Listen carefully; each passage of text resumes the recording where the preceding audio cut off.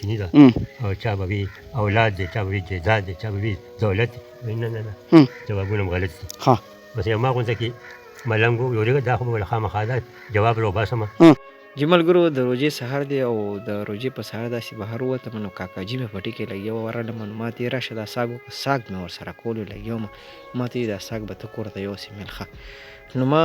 ساګ هم وکړو بیا مې په خبرو کې دا پوښتنه وکړه چې کاکا ما یو پوسټ کړی په فیسبوک باندې چې د ښه دوست پهچان څه دی نو ډېرو خلکو راته ویلي چې یاره ښه دوست هغه دی چې په سخته کې دې په کار راشي چا راته ویل چې ښه دوست هغه دی چې پیسه دی ورسره وي او تا له په سخت وخت کې لاس درکړي نو ما ورته ویل کاکا ستاسو څه رایه ده نو کاکاجي مې ما ته یو کیسه وکړه هغه ویل یو باچا و هغه دا پوښتنه وکړه چې د ټول نه خوږ څیز کم یو دی نو ویلې چې چا ورته ګوړه یادول او چا ورته څه یادول چا ورته څه یادول باقي کیسه چې کومه ده هغه مې کاکا نه تاسو په خپله باندې واورئ د کیسې اختتام ډېر ښکلی دی او چا به وي اولاد دی چا به وي جایداد دی چا به وي دولت دی نه نه نه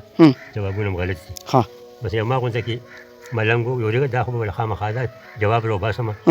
روان شو ځي په دې لوړو جوړو ګرځي او په دې میرو باندې ګرځي جونګړو مونګړو باندې دې بوډاګانو نه تپوسونه کوي بابا د ټول نه خوږ شی کوم یو دی هغوی ورته ویل بچې هم دغه څیزونه دي ګوړې دي او چیني دی او اولاد هم خوږ دی دولت هم خوږ دی جایداد هم خوږ دی وایي نه که نه دا خو نه مني که نه نو دې نه بل کوم خوږ شی دی بس یې تلو زه په داسې تردد کې شوم چې په یو ځنګل ورننوتم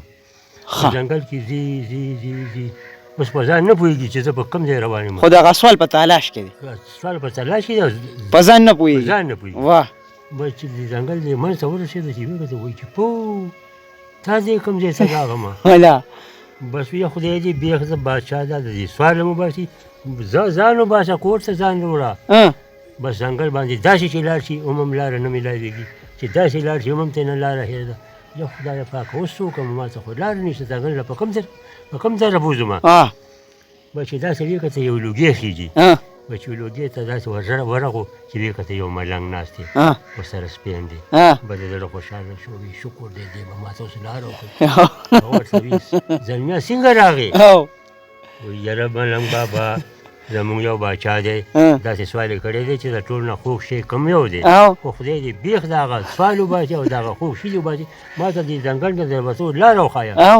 وایي ښه کښېنه وایي څه ورځې به زما خدمت کې